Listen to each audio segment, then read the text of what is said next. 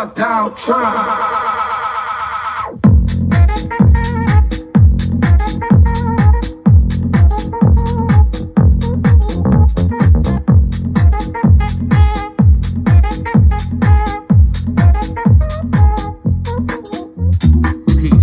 Peace was good, y'all. Peace was good. Yo, I'm happy to be here.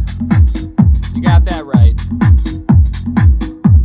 Shout to the gods and earths. Something comedy. Yo, if it's your birthday, make some noise one time. How you motherfuckers doing? Shout to everyone who got a table tonight. Pop bottles, I see you. For you. I sure as hell had a good time. But this joint right here really ain't for y'all. Off the top, I just want to thank Now don't get me wrong, I got nothing but love for y'all, Bone Fortuna. But this one right joining here, the pod. this for We had a lot of everybody out on fun. the dance floor. I promise I will get shit right so we can do episodes longer This than one an right here hour. for the party people It in the will house who happen. came to sweat. One day This one for the people who don't do it for Just the let me gram, they cook, do it for alright? their soul. If you pay general admission and I got make another some fun noise, one for you. It was early on in with the podcast. if you ain't pay nothing, make Give it more up noise. for CorsairChef, everybody. Sometimes What's you up, know how to man? make your rent for the month, but you know you gotta get outside and shake them demons off, then make some noise. Make some Now fucking hit the horns. But this groovy intro got me moving, bro. I'm back here dancing. As it fucking should. We try to do it a little different on my pod. Everybody's so fucking uptight and formal, and I mean, I have a method to my madness in a way, but it's more a madness in my method, and I don't really give a fuck who likes it or not. I take a lot of pride, and if I push people away for the wrong reasons, good. That used to be like the one thing I hated back in the day, is some asshole being like, dude, you're having audio issues. It's like, okay, move on. There's a lot of other content out there for you to appreciate. If that's the main thing that you're concerned about every time I drop something, you might not be the demographic, dude. You might not be it. And I'm not trying to be tough. It's just the truth. Some people don't want to hear it, but at the end of the day, I'm not Mr. Special or better than anybody else. I'm just out here trying to do what the fuck I'm doing. I don't think there's anything wrong with that, but, you know, let's not get too heated off the top, because I do have some beefs I want to air out. They don't have anything to do with you. You'll just be along for the ride, roller coaster style. But, you know, man, we were talking a little bit about the bud before we tapped in. And I'm telling you, man, I'm lucky. I still had a little bit of Alien Rift left. I thought I cashed myself out because I don't have any more Purple Tangy. I knew that was going to be the first one I finished. And if you remember, I got that shit after the Rainbow Sherbet I was telling you about. I still I have have that. strawberry sherbet right now. Ooh, that sounds good. It's nice, bro. I'm wary about the strawberry strains because sometimes they hit the back of my nasal passage weird. I don't know if you get what I'm saying, but like, so some of those more perfumey strains, they don't agree with me, man. Like, I go to smoke them, and is it every time? Because I have this sort of sensation, and it a tingling. It's probably like once out of every 200 rips, but like, you know, when it just hits you like behind the eyes. Yeah. Like you're talking about hitting you like. Yeah. It just feels like it completely engulfs your sinuses from like your eyebrow down to like. And sometimes your it's upper good. lip. Sometimes It's just I don't like it. Hot tingly sensation. Yeah. It's not even good or bad. It's just like it's so noticeable and overwhelming. You kind of like you almost recoil, but it's not like a painful sensation. It's just like holy shit, bro. Yeah, and that's not even because you know I grow, so it's like I can kind of track that down to an extent. But at the end of the day, it's not just like, you know, THC maturing into CBN and producing that couch lock effect. It's not that. It's not the trichomes Right. just changed. There's more to it than that. It's terpene combinations. Amber is the color of your energy. Oh, dude. Whoa. I saw them live a couple years ago. They did that song. I lost my shit. It was awesome. I would imagine they did that song. It was great. They would probably. Imagine if they didn't. Just riots. Yeah, right? You know, Seriously. you can't not perform the fucking trick. Everybody wants to see it. I hate that some people don't like to be known as just that, but yo, give the people what they want sometimes. Right. You know, play It's to their the Mambo fucking... number 5, dude. I went to Yeah, dude. I don't know.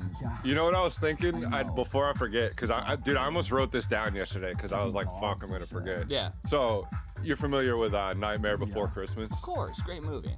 Bro, Shout out yeah. Tim Burton, So friend you know of the show. this is Halloween, this is Halloween, Halloween. Dude, you could definitely get like a custom intro for the pod and be like, this is comedy, this is comedy, comedy. I was like singing that in my head last night. I was like, yo, this could work. I'm gonna make you a deal. We're gonna do this right now on the show.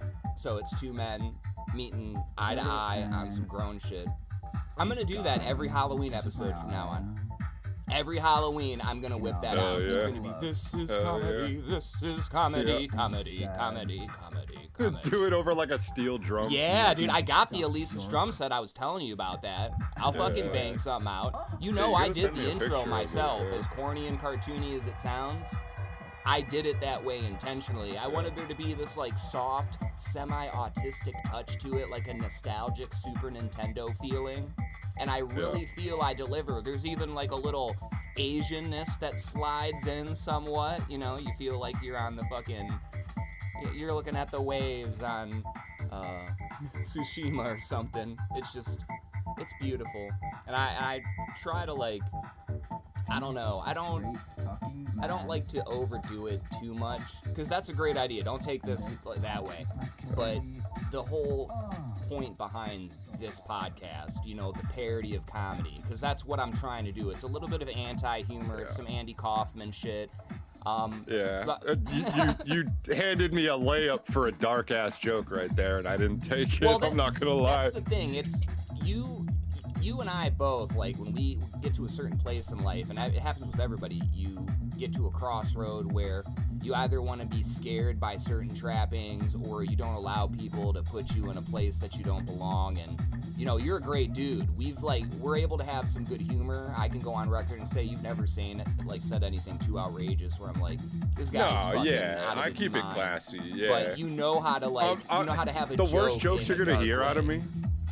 Yeah, the worst jokes you're gonna hear out of me are like a too soon joke, you know. Right. But like, yeah, like I don't use slurs or like any of that shit. Like you could get really far without any of that stuff. Oh yeah, and But I mean, no, when you were talking about like the Asian spin and being on a beach in Tsushima or the waves in Tsushima, I was like, bro, if you said Fukushima, I would have God. fucking pissed myself. I mean, it was there. You're not wrong. There's so much I was mystery like, behind damn, bro, what that's actually happened. layered. I think you and I have talked a little bit about Fukushima in the chat the sometimes. footage from those and tsunamis is that you know, a lot of resolution didn't come to that. For a long time, there were rumors that the reactor was still going off, and they just stopped reporting on it because they didn't want people to know. Yeah, everyone was comparing it to Chernobyl. Yeah, and I mean, fuck around, find out. I don't want to say that to dismiss an entire people, but last week we did kind of talk about the Japanese history with the samurai being pedophiles through the emperor's edict,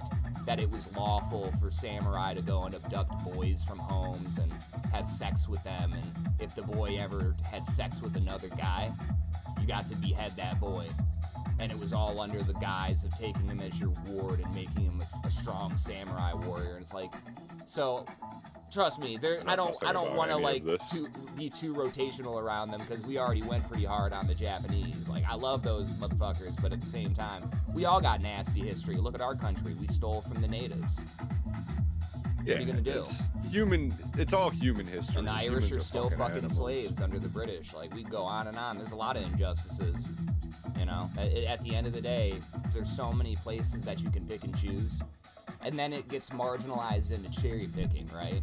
And you can't even make a point without somebody trying to take away from it as if you're this or that. And it gets annoying to even have any type of fucking stance on shit. Pick a place, too. Well, actually, it's not really pick a place, because, like, you know, Ukraine and Israel are controversial in their own right, but then, like, you bring up Sudan and people are like, the fuck's going on there? What are you talking about? Yeah, and it's funny the way people don't want to look at both sides of the coin, because, you know, I'm not over here being a Russian apologist. I won't apologize for Israel or Palestine, but all of these people have their own grievances, whether you believe them or not. Yeah. That's they're on not you. black and white. People want to make it black and white, and it never has been, and it never will be. maybe. No, but it's almost childishly infantilizing.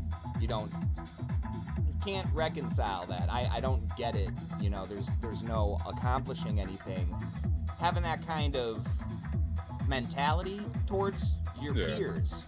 You should want your It's peers to be as tribalism strong and as you religious are. extremism. It is at its tribalism. base, is all it is. I've been worried quite a bit about we're slowly creeping towards that point where people are not thinkers anymore.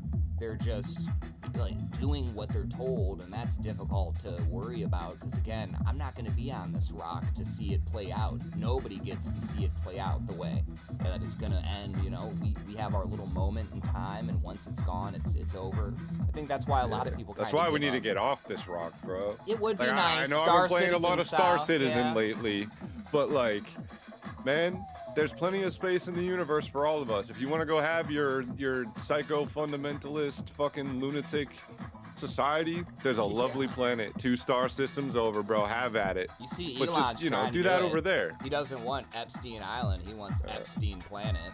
You know what I mean, dude? He wants to. All right, yeah. You've lost me. Yeah, I'm speaking as an idealist. Yeah. Oh, it's gonna get scary, man. I don't want to look into the Epstein files at all. Everybody keeps doing that, and every time I see it on my feed, Chef, I genuinely go away. I don't have any interest. It makes me sad. I keep saying, like, seeing all the names that pop up, and it's like, I knew this was gonna happen. And at the end of the day, I try to stay in my own realm and do what I can. It makes me frustrated to just not be able to escape it sometimes, you know? Like, I want to focus on going to the gym where this membership I just got and trying to save what I can to propel myself forward. And no, I have to constantly see this. I think most shit. people are that way. So do I. I don't think a lot of people really, it's not that they don't care, but so many people don't want to be forced to care about this. There's a lot of apathy. Well, I don't know if it's necessarily that. I don't know if we, and not to be disingenuous to you, but I don't think it's accidentally branded that way. It just more so seems that people have been pigeonholed and they're self-aware enough to know that. So when they recognize that something never should have gotten to a point in the first place, and they don't have any involvement in it, once it comes to their attention, it's just a very heavy weight that instantly falls onto you, and you don't know how to shake that off because you either think about it and it completely changes your entire mood and how you're going to proceed for the rest of the day, or you shrug that shit off. And that's not very human, right? We don't want to just ignore pain and suffering, but you know, how I much, think that's very human. Yeah. how much pain and suffering can you take before you yourself succumb to it? And you know, I do love that Friedrich Nietzsche quote. It's one of my favorites, and it appeared at the beginning of Baldur's Gate 1. That's how I learned about it when I was a young boy. I was like 5 or 6 playing on a Windows 95 computer. And that's the first thing that comes on the screen when you launch the game is he who fights with monsters should look to it that he himself does not become the monster. And when you gaze long into the abyss also gazes long into you. I always understood But what that about shit. he who makes a beast of himself gets rid of the pain of being a man? No, there's it's No, so I'm just funny. quoting him. No, I don't even know if it's actually Avenged Sevenfold that wrote that. if that's a song don't lyric, think it then is. they are misappropriating a quote that I actually know. I can't remember if it's can't or if it's 18th century English writer Samuel Johnson, and the quote is attributed to. I was quoting it because Backcountry by Avenged Sevenfold, that's the intro to the song. no. That song bangs. So you remember I told you that I almost wrote for Baldur's Gate 3, right? Yeah, we talked about it a while ago, I think. Yeah, I think this is the quote. I think I just found it. By Jean-Paul Sartre. I forget how to pronounce his last name, but it's Jean-Paul Sartre. Man is condemned to be free. Once thrown into the world, he is responsible for everything he does. Better to have beasts that let themselves be killed than men who run away. So when you said that, that sounded very You much said, like "Mama didn't that. raise no bitch." Yeah, you know, like, and that's how I began. That's the opening I used because I wanted to be in the same vein as the Baldur's Gate games. That was my opening text for my. I'll have to send these to you. I can't believe I never have, but I've made like these corny little games, and if you ever get bored and you want to literally piss 2 minutes of your life away to finish them, I'll send them to you. They have multiple endings. I worked on all the dialogue myself. It's just a little tool online that lets you do shit like this, which was really cool. And yeah, I almost snagged that job by doing this. Was it a text? What is it, like a text game? Or? Yeah, like you click on begin after you read that quote, and dialogue will come up about like who you are and what you're doing. And then you have options, kind of like those Goosebumps turn to the page you want adventure shits. It's the same concept where depending on the dialogue tree you choose, it's going to lead you to a different result as most RPGs will. But what is it? Just like a bunch of if-thens? Yeah, and you know, you can make. There's one that it had like I put a lot of effort into. Two of them were just more so like stories. Like this one was leaning in towards the Baldur's Gate 3 narrative that they were trying to spin, that Illithids were taking over. And my pitch was that Lilith, it's so hard to pronounce, but Illithid-lich, it's something like that. That was my pitch, to have this necromantic, undead, super god of an Illithid that the way it sustained its life force was by, like, it had to make a choice. It would either consume the brains for all of its knowledge if it deemed the brain worthy to sacrifice a meal to sustain itself, or if you were, you know, considered lower life form cattle, it would just devour your brain because you had nothing to offer it valuable except sustaining it further. Because as long as it made that choice, either knowledge or sustenance, it could go forever. If it obtains as much knowledge as it needs, it no longer requires that sacrifice. It can just have a pool of brains ready to eat from. And it was a very terrifying way that there was no winning this scenario, by the way. It was you die no matter what. You are the one that convinces it of its choice, though. Either it steals your like all of your knowledge, or it just devours your brain. And in a way, you kind of live on when it devours your memories. That's a whole nother thing that I wanted to do. Big old with the brains. game. I got dinosaur brains. But you know, the one that I did put effort on, there's combat in it, and depending on what you choose during combat, like if you're too anxious to go for a certain move, or you know, if you're too defensive at a certain point, then he'll just cut your throat. And like I wrote the dialogue gritty, you know, like you're out with your friends, you're doing like a little. You know, you have some goods, you're trying a crack at the merchant gig, and then, you know, bandits.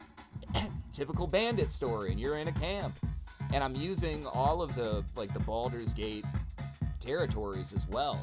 So you're in the woods that they occupy during the first game, and you're trying to barter with them to escape because they have no plans to let you go. And you convince the guy in one of the dialogue trees, hey, can I fight you one-on-one? And if I win, we keep our shit and you let us go. And if I lose, then do what you want.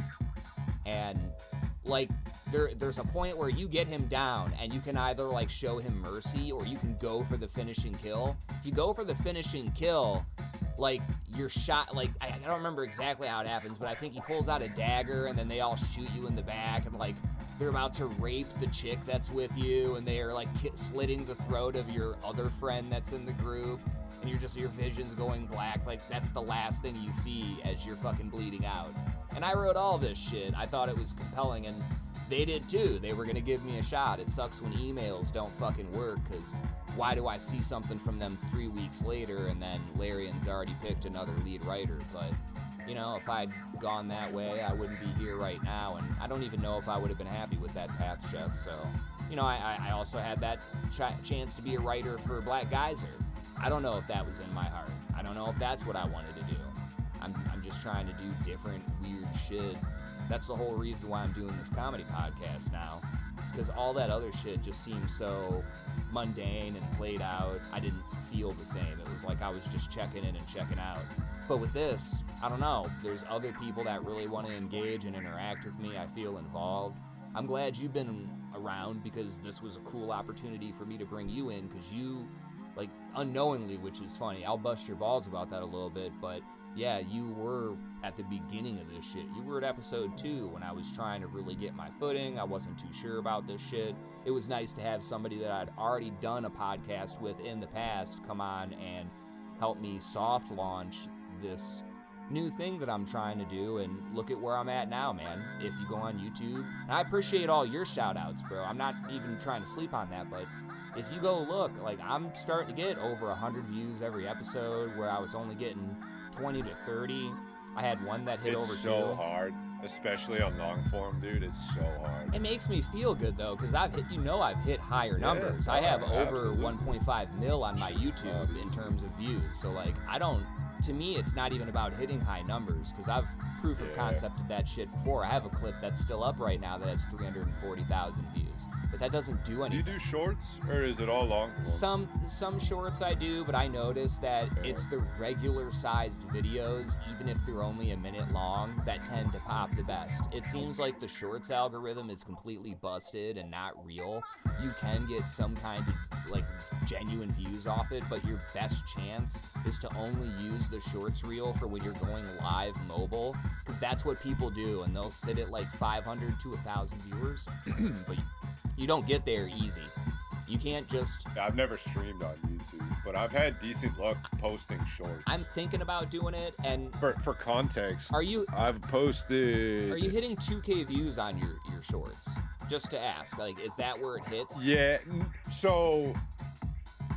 My average shorts views is between like 800 and 2K. I am having a hard time breaking through that like 1K to like 1,200 wall. Well, I'm gonna tell you, but I've had a couple that broke through. Those 800 are more real than the 2K, if you understand. Yeah, what I'm trying to say. Absolutely. So there's a couple things that I've learned when it comes to shorts. One, if you just post your video public as soon as you upload it, it doesn't give YouTube time to go through the content and the hashtags that you use. So it pushes it to a broader audience. But if you have whatever your niche is, you're basically casting to the wind and hoping to find those people in that larger audience. So once you're not getting the click-through rate and the engagement because those people aren't interested in that type of content, it's just YouTube shoving it to the masses. Your video takes a hit long term. Where if you were to post a video let's say 7 a.m. this morning, you posted it to be launched 5 p.m. in the afternoon, you have a much better chance of it being pushed to your target audience. So like you said, those views are going to be a lot more genuine. And like, I could show you my analytics at some point, but like, you see that and it tells you, for example, the truck sim content that I've done. Yeah. I think I posted 2 or 3 truck sim shorts, but I've gotten 6 subscribers from those shorts, where I have probably a dozen Star Citizen videos at this point, and I think I've gotten maybe like 20 subscribers from those. So what if I threw a curveball I'm getting at like you right almost now? 3 to 1 from the truck sim videos, I guess is what I'm getting at. And it's because I started scheduling them out. The other thing is, if you have a short, just a viral like potential little clip that you have, bro, Yeah. and it's less than like 15 seconds, that's a cheat code. Because people are going to be curious what the content is, and they don't usually see the length of the video. So they're going to, you're going to get close to, if not 100% playthrough, which is great for the algorithm. And then, like, I posted a Star Citizen meme the other day. It's like an 8-second clip, and it has a clip from Anchorman thrown over it. Star Citizen added what they call light amplification. Okay. And it's basically night vision inside the ships. It's dope as fuck. Yeah, I've seen you turn it on. It's cool. Yeah. So light amplification, they're calling it LAMP for short. And anybody who's seen Anchorman will remember Steve Carell's I love LAMP. Like, Brick, are you just saying that you love LAMP? Like, no, I love LAMP. I love LAMP. So I made a little 8-second clip of that. I'm getting 10K views a day on it, bro. So it's up over 40K right now. And then another one that I had was like 15 seconds. It was a stupid bug. One of my MFDs in my ship had a bug where it wasn't showing the proper display. It was actually showing the POV of my character on the display in my ship. It was goofy, but it's only a 10-second clip. I got like 130% watch rate, 4K views, 96% upvote ratio. So I think those really short, potentially viral moments are a great way to farm. I didn't want to Yeezy you this whole time, but I'm a little impartial because what if I told you none of that was true in my personal experience?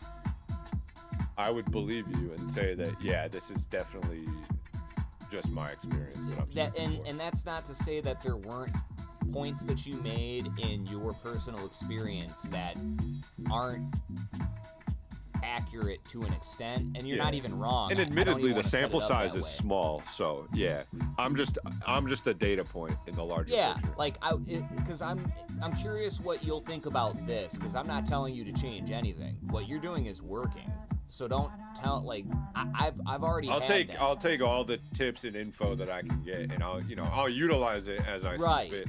I'm glad you see it that way, because that's all it is. Like, if there's something that I can leave on the table that you say, oh, okay, then I think most people are well-meaning there. Because there were some people when I went to Skankfest that actually took the time to listen to me for like a 10-minute TED Talk about, because nobody wants to really get lectured about the algorithm, but for one, I used to work for Google, so I do have a little bit of a deeper understanding about it, just because you have internal people tell you about it.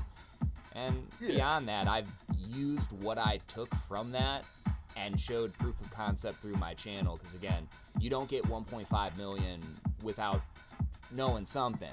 You don't just luck into that. It doesn't happen. I've watched so many channels start, never get a viral video, no matter how many places they drop and post it, because nobody gives a fuck.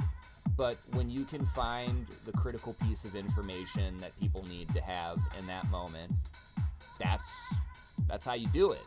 And I have never seen genuine growth from the shorts in a way that I have from regular clips, whether they are scheduled or not. Because I do agree that without scheduling them, it is a Trojan horse, which means you get front page.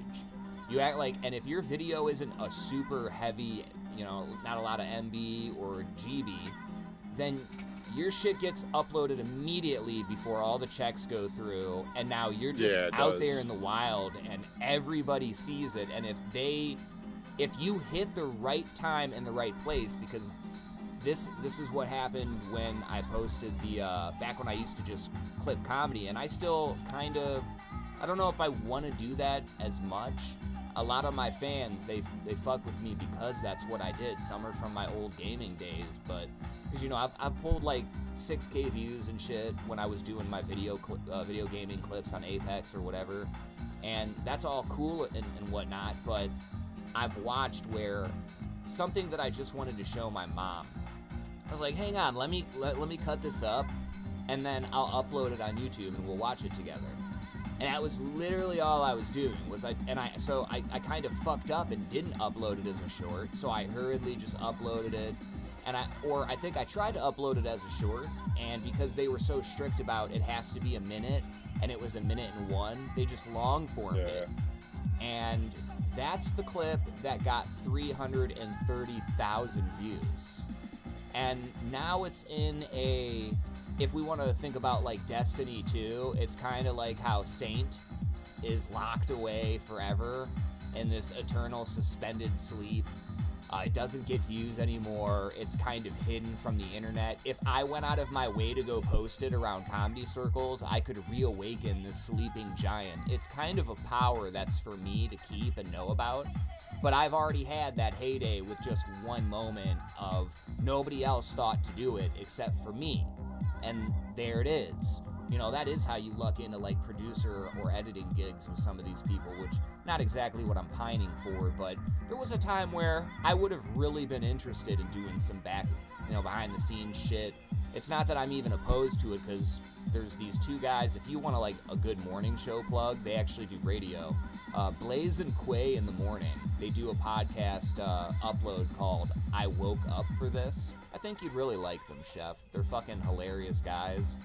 I met them, and they were controlling all of the audio and video, lights and all that shit for the entire event. And they were hella cool dudes. So seeing their setup and what they were controlling and contributing and how they were, you know, very much appreciated for doing that shit. There's things that convince you one way or another, maybe you'd like to slide into that, but, you know, kind of pulling back to my point, it's just, I've seen varied success, but a lot of these videos that I'm still getting traction on, there's a video where, like a 20-minute video, instead of a 1-minute clip, a 1 minute and 1 second clip, it's almost 20 minutes, and it has either 100 or 200K view. I think it's closer to 2 now. I think I'm not giving it enough credit. And that's a long-form video that is now considered a piece of internet history. And when I go into certain comedy corners, let's say Ben Avery is doing his podcast, or Lemon Party, which has Devin Costa and Jay Savory. And yeah, Chef, if you didn't know, there's a podcast called Lemon Party. It's 100% a reference to that website. And they got banned from YouTube and shit. It's a whole thing. But, you know, I go into these, like, when they'll debut an episode, they'll premiere it, and the chat comes up. People know me because of these clips that I've uploaded. I didn't recognize that I had people who knew who the fuck I was.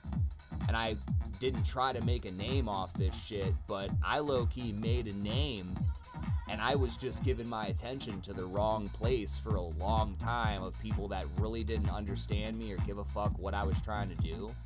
And now I'm just being in this realm where, like, understanding that because I took the time to do this shit, and I'm glad I have these artifacts from the past where none of these videos were, sometimes I would schedule, but sometimes I would just upload them raw because I was too excited to be done with it.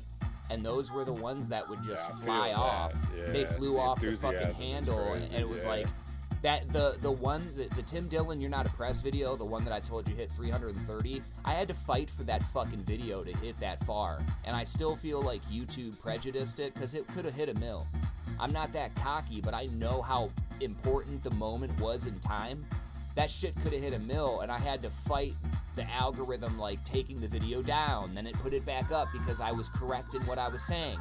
Then it fucking shadow banned it, and then I got it unshadow banned. Yeah. And it, like, I stopped posting on TikTok because of their random ass shadow. yeah, ban. everybody's sick of TikTok Like, now. dude, how did my last video get 15,000 views, and now this one got 10? People are Like, fucking sick of the rug pulls, and you just want some genuine feedback. Because again, that 2K, I will it's admit, not YouTube real. has felt way more consistent. Oh, I agree, and I like, but that when I see those real quick 2K, on what you said before, Yeah. timing is definitely a big thing. Word. And there's some stuff that you just know has larger mass appeal. Yeah. Like, I posted a Star Citizen clip, and it was just me dogfighting against a big ass ship, and there's lasers and like debris flying everywhere. Yeah. It's cinematic. Like, that's more appealing to a general audience than me explaining where to get a hyper specific piece of loot in a location in Star Citizen. Even though like, you do get how views to on start. those, though. Don't act like I'm sleeping on your channel. I'm sub to No, you. You're my yeah, boy. yeah, yeah. You do get views on that. Like, that is a I good like pull for posting you. tutorial content. Yeah. I have a couple videos on deck because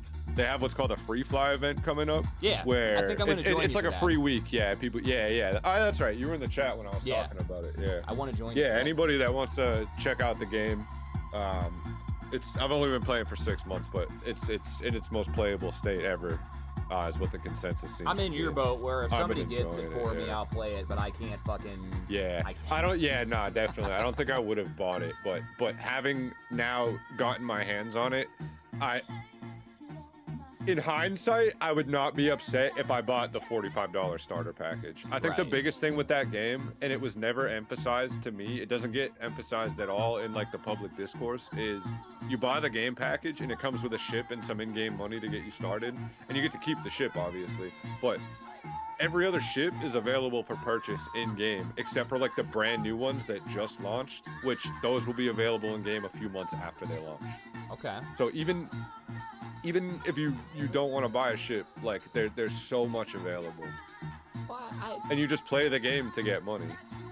I liked Helldivers because of the simplicity of being in space and then immediately going to your target destination to wreak havoc. Yeah. But No, make no mistake, there's nothing simple about Star Citizen. no, I like their that. beginner onboarding and just in general, there's no handle. You're talking to the fucking Very idiot little that clarity. gloated about playing Doom the Dark Ages on Ultra Nightmare and loving it, and playing fucking... I love these high-skill... I just did Ghost of Tsushima on Kurosawa Lethal, and I told you, that's where, like, you get hit one time, you're done, bro. You're done. I mean, that's probably harder than anything in Star Citizen, I will say. It's fucking amazing. Star Citizen, it's more like just how unforgiving, like something as simple as dying is. Like, you gotta prepare for your missions, you gotta... It's basically like a looter shooter, but instead of doing your kitting and everything in the menus and then dropping in, so to speak, you actually do everything in game. Like, you gotta get all your food and your water, your weapons and your ammo, your tools, like a tractor beam. That's where the or like life a mining simulator part comes attachment. in. You feel Yeah, very yeah. involved It's very in the much a universe. simulator. Yeah, definitely. No, But the ships are so fucking cool, bro. what's the game that came out like a year or two ago that was like, it was a big space game and Starfield. Yeah, so do you think Star Citizen is Yeah. better than Starfield? Different type of game. Starfield, I mean, one, it was Ubisoft, right? I'm not. Let's say I'm pretty sure it was Ubisoft, yeah. So that comes with its own mess. And then, yeah, it wasn't critically acclaimed. It wasn't well liked by the fans. By all intents, it was just more like big open world of nothing. Big open empty world. And I don't know what kind of work it's had since. I know they've had updates. I don't know how well received or how content rich they've been. But nah, Star Citizen is very much a space simulator with like hardcore MMO aspects. It's been a while Like, since PvP is on everywhere outside of Armistice zones, which is like cities and space stations. And there are star systems that are what are called lawful zones. So if somebody does attack you and kill you, there's nothing stopping them from doing it. Again, unless you're in an Armistice zone. But they will get a crime stat in the game. And when you get a crime stat in a lawful zone, if you approach any of the stations or whatever, it's on site. They're gonna fire at you. They're gonna fucking destroy your ship. There's anti-air turrets everywhere. None of the NPCs will interact with you. If you manage to get inside the station, any NPC with a gun will attack you, start shooting at you. So you And can if you get a raid the high enough station? crime stat, no, the stations are Armistice zones. You wouldn't even be able to defend yourself inside the station. But that's in a lawful zone. In other zones, again, as long as it's not an Armistice zone, it's on site. How long does that last for? Like, does it go away? So here's the thing, yeah. So once you get a crime stat 3, I think you can get put on the bounty board. So there's actually a list of contracts in the game where you, as a player, can get a targeting position to go hunt down these criminal players. So that it has this get paid to PvP So I element could to it, just which is roam cool. the galaxies, killing motherfuckers when I shouldn't, Yeah. and then say, "Come and get me, pussies." Yeah, no, people do that, bro. There's two kinds of Oh, this is gonna work. unlawful players. This is gonna work There's- out for me. There's pirates who do it with intent, and then there's what they call murder hobos, which just run around the universe killing people just to kill. Yeah, I just But want to here's the fuck thing. people's days up. I want to be out of nowhere, you know, If- people having a good time, and then, oh yeah, bud, just like Sea of Thieves, man. Yeah, no, dude, there is a lot of overlap between this game and Sea of Thieves. You can even board other ships, bro. Oh, that's gnarly. Yeah, no, So can I've you seen some board cool somebody clips too. else's ship and then like set explosives? Yeah, so that every ship has a self-destruct button, and the larger the ship, like it turns into its own PvP arena. So let me paint you a pretty picture, all right? You got a big-ass capital ship. It's so large that it has a hangar in it inside the ship that you can land fighters in, all right? You bust open the hangar, get inside. You got your whole crew, come up the elevator. You're fighting in tight hallways on this super futuristic big-ass ship. PvP, FPS, Call of Duty style, fucking let's kill these motherfuckers. You fight your way to the bridge, bro. Get in that pilot seat, self-destruct that bitch. Get out in time before it explodes. Big ass explosion. Sail away with the boys. See you, nerds. That's pretty fucking cool. I'm not gonna front. Well, let me back it up though. Same scenario, all right? You got the big ass capital ship. Hangar doors open. Light fighters are pulling in. But what? We have 2 tanks in our fucking hangar. Bait them in and just blow them up with tanks, bro. In space. Why the fuck not? Yeah. I had an idea the other day too. I don't know how the fuck I would put this to fruition, but they have different kinds of weapons. There's ballistics, which is like bullets. There's lasers, which are more effective against shields. They don't have as good armor penetration. Yeah. And then they have what are called distortions, which are kind of like EMP weapons. And every ship has like a e-signature. So by hitting an enemy ship with distortions, you can basically nuke their power down to 0. And now they're a sitting duck. You can start shooting them with other guns. Your boys can come in and fuck them up. But it's more or less a suppressive weapon. And they also have salvaging, where you have a laser salvage head on a specific type of ship, a salvaging ship, and you just scrape the material off the sides of the ship. And it's meant to be like an industrial gameplay loop. But I was wondering the other day, if you got a crew together and you could like EMP and distortion another ship and keep them suppressed long enough to get the salvagers over and literally scrape the ship alive until it's dead. That's pretty I don't know if ambitious. it's possible. It's worth Yeah, checking but out. it would take a minute and it would be dangerous. Yeah, but that sounds And now they fun. have these, danger makes it's it a fun. sandbox at heart, but yeah, the players are what makes You it. need a I scrappy have so much team fun to want running to with commit like to Nova that, because board. I'm sure a lot of people would be scared to try some shit. They'll come up with a bunch of excuses like, no, dude, let's just. It's like, no, I want to do this specific You'd be thing. surprised. Yeah, people are pretty engaged with that type of stuff.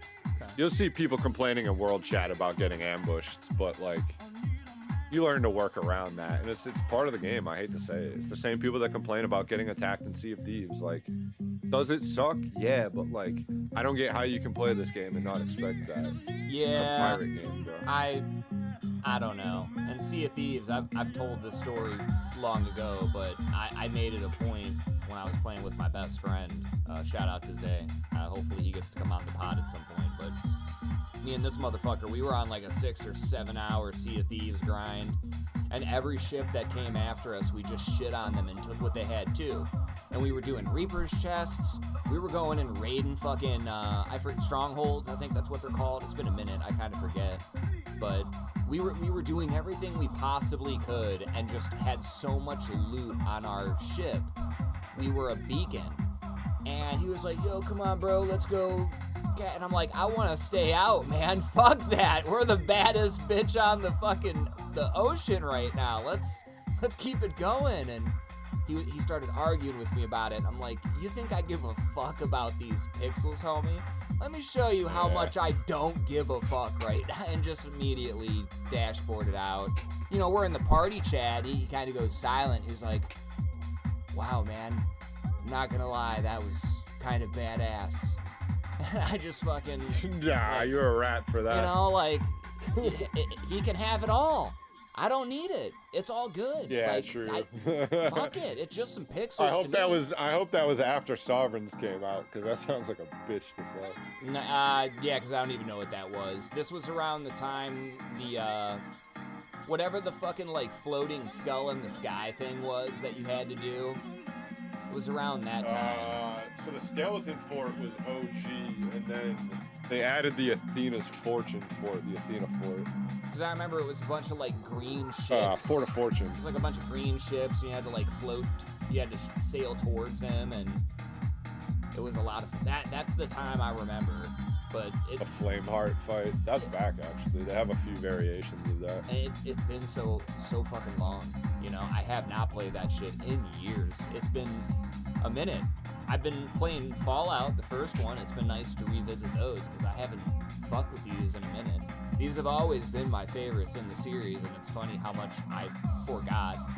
Like, the fucking show does not have anything to do with this game.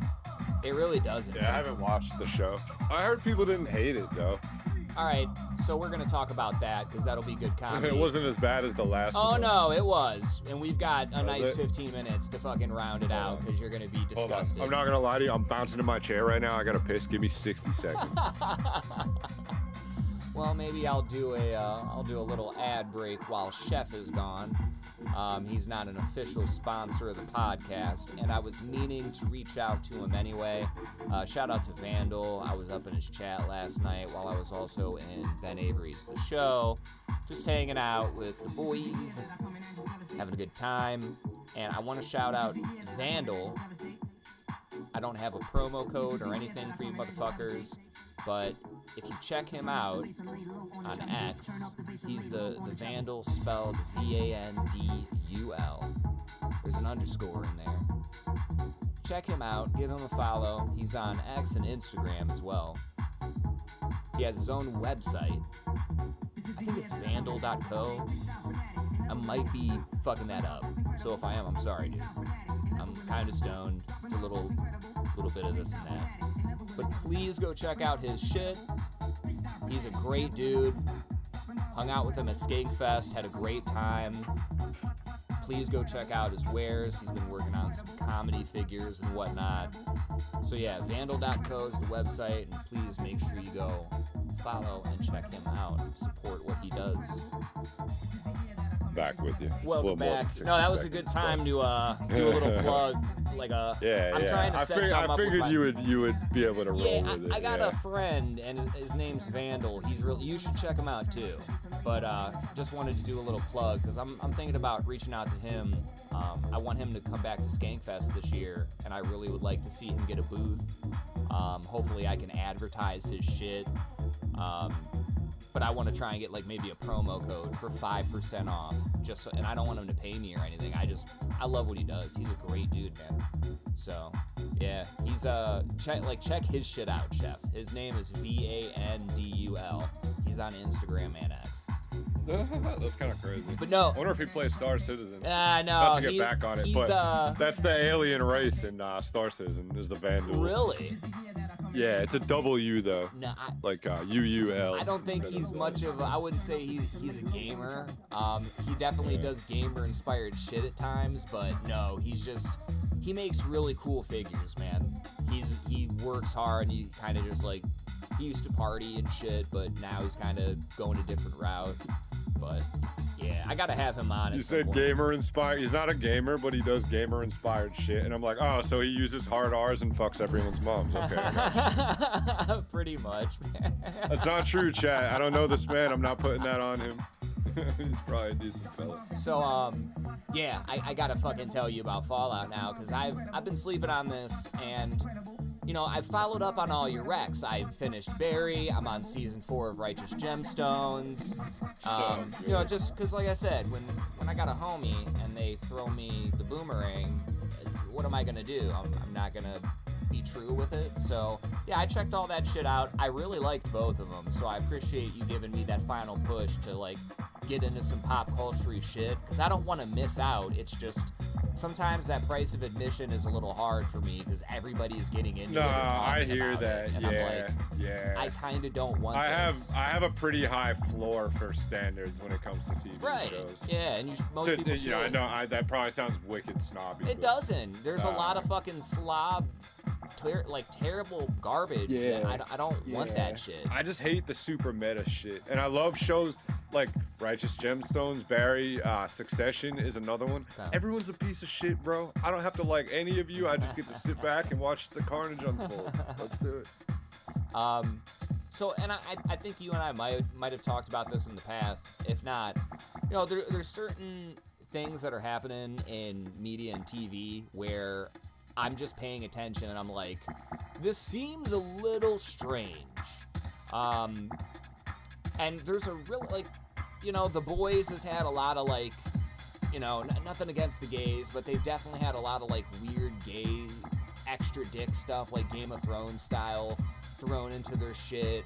There was a TV show I watched called Tokyo Vice where, like, season 2 had a very long gay sex, like 3 minutes long, that I had to skip past, not because I'm not mature enough, but I don't want to watch that.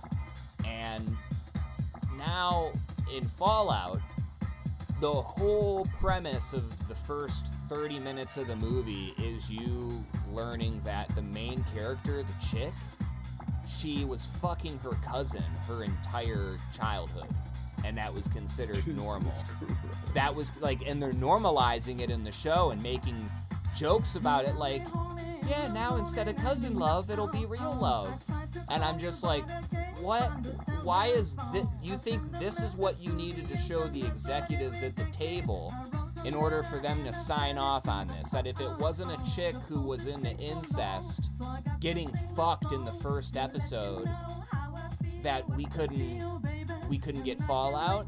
And it was just a very weird way of, I'm glad the people that do like it, but you just play Fallout 1 if you want to see a great way you can start a fucking story. It's, oh no, I have to go out and get the water chip for our vault, or the vault isn't gonna fucking have water anymore. That's a great story. And the opening to Fallout is awesome because it's got the guy from Righteous Gemstones, Uncle Baby Billy, who's my favorite character, dude. Walton Goggins, my favorite bro. fucking character, good. man. He's so fucking He good. plays the ghoul. He was fantastic in Hateful Eight too. Yes, he was. And you know what else? He's got another show with Danny McBride. He does. I Vice saw that. Principals. And the sister's in that too, if I'm not mistaken. Dude, She's the like obsessed sister with is him so and trying to funny, have sex bro. with him. Or so. I saw. Guess I'm gonna move to California, shave my pussy, and learn to surf. Oh, what are you gonna shave your pussy for? So I can surf faster. Duh. Dude, I always wondered when I heard that if that was a reference to that line in Pineapple Express, if they were doing a callback to when Danny said that. Maybe, yeah. Because I always forget that Danny's in that movie. Yeah, and that's his line in that movie. I'm forgetting exactly the cadence he says it because there's a funny word that he uses, like about how like the wind. There's something about so he doesn't have wind drag or something. And I'm just like, when I heard that, it brought like a little man tear to my eye. I was like, holy shit, they just called back to something so beautifully. And it's so funny. I never thought about how Danny McBride he doesn't play the same character, but he has the same demeanor and the same cadence, like you said, in like every character. Kenny Powers in Eastbound and Down, his Vice Principal's character, Gemstones, they're all like, it's just like how he talks in real life. It's kind of crazy.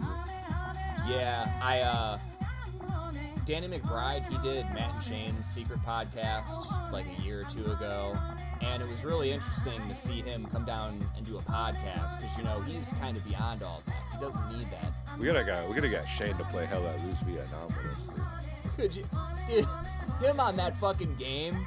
He'd be having his grilled cheese moments heavy. No, he plays, bro. He plays Hell Let Loose. Seriously? Yeah, dead ass, bro. You can YouTube it. Just check it out after. Look up Shane. We gotta find Shane on Hell Let Loose. He talks about it. Yeah. I'll have to say that to him at Skank when I see him. I'll be like, And yo, can we I play Hell Let guarantee you, Loose, there's man? clips of like him in game too, from like other people. Yeah. No, I talked with him a little bit at Skankfest. He was hella cool. He did Dragula. I don't know if I told you that, but when they did the goddamn comedy jam, which is like comedians coming up and singing, he's saying Dragula. I've got a clip of me like right up front stage running security next to him while he's singing. It's so fucking good. And this is the shit that I'm gonna put this out now because it hurt my heart. There was a Skankfest documentary that came out from Joke World, and I'm not in that shit. I don't see my face one single fucking time, and it hurts because it's not about me, but I wanted to find some, like a second or two to be able to show people, like, look, that's me right there, I'm in the documentary. And I didn't even have that. It was like, I fucking was not in the spots. Like, I was in a lot of the rooms where they were showing it. there just wasn't a camera angle, and that fucking hurts, You know what you're reminding me of right now? What? You know that episode where they're filming the Krusty Krab commercial and SpongeBob's all excited he's supposed to be in it, and they got like the tip of his shoe in his nose or something in the frame, and everyone's like expecting him to be super disappointed. He's like, that was awesome.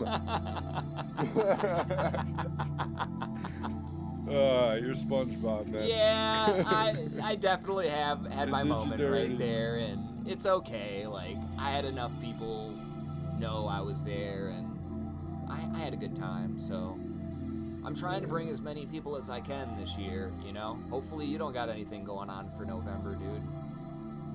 You know, do something different. Step out of your fucking comfort zone and come have fun with me for a couple days at a big comedy event. Why not? I could probably get you on the volunteer crew.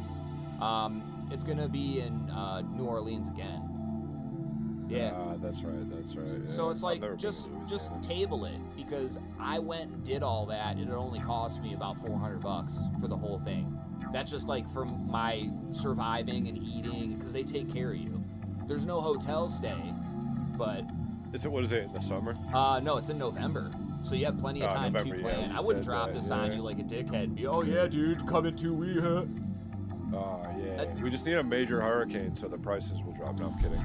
Don't jinx it, bro. It was beautiful down I there. know. They've suffered enough. You have no idea how happy I was, and I was bundled up as fuck for the winter going to New Orleans, and when I got there and I saw how warm it was, I was like, oh, I'm glad I brought shorts and shirts, because I really wasn't going to be, you know what I mean? Like, it wasn't going to work out for me. But at night, Right. I'm so used to, I tell everybody, don't spend a long time out in the West Coast desert of Nevada. Because if you stay too long and you're a white boy, bro. you will completely lose your ability to regulate body temperature normally. And dude, it was dropping down to like the 60s. I had to go get my jacket and walking around the event. Yeah. And like people were like, "Oh, you trying to be cool?" It's like, no, I'm actually cold, but I appreciate you think I'm aura farming. Thank you. That's a big compliment, because if I look cool to you or you think that's what I'm doing, then hell yeah, dude. But no, I'm just a chilly Billy. Chilly baby Billy. People are wild up here with that, too. They underestimate the weather up here in the mountains by me. Yeah, man, it's been negative degrees here in fact, Michigan again. It's totally because of the height. Like, none of our mountains are taller than 6,000 feet. But we also have, like, actually recorded the craziest weather in the country on Mount Washington. I mean, you'd be proud of me. I'm finally able to start going outside for a little bit without a jacket on in the winter. Like, I can go out in shorts and a shirt again. Like, that's starting to come back. But I don't think I'm ever going to be able to barbecue in, like, some shorts, no shirt. You know what I mean? Like, just be out by the... I don't think that's ever coming back. I think that time is done for me, and I miss it. Like, it was cool. But that's over for me, man. The door is closed. Well... Chef, do you want to plug anything? You got anything going on besides what you and I are going to be doing right after the stream? I do, actually. So, I mean, twitch.tv/CorsairChef. That's my usual spot. Same on YouTube, CorsairChef on YouTube. I've been putting out a lot more content. Please go follow on him YouTube lately. We're going to keep pumping that out. Like, I don't mean to cut you off, but just boosting your star power, bro. Like, please go follow the YouTube. If you guys fuck with me, I've got almost 1K on here. Please go show him some love. It doesn't cost you anything. You can even turn noties off. Just go give him a fucking follow. Don't be a dickhead. It's not that deep. I put out content pretty much daily, too, and most of it is short form, so, you know, you don't got to worry about paying attention too much to it.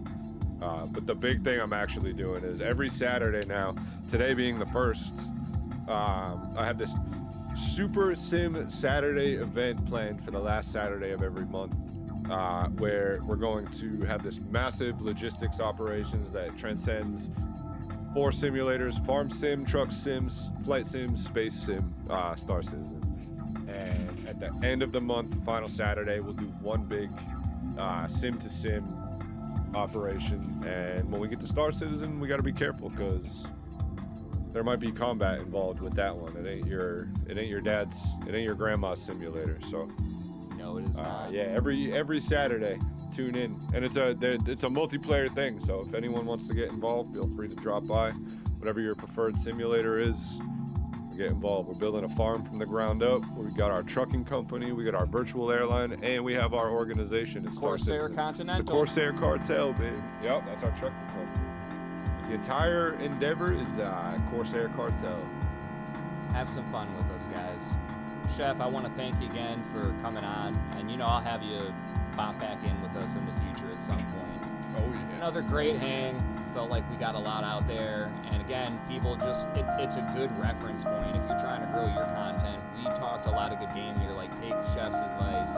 Obviously, there's something to gain from both sides of the coin. Do not just think that we're pissing into the wind here, or do, because this is comedy. Love you guys. Trying to start.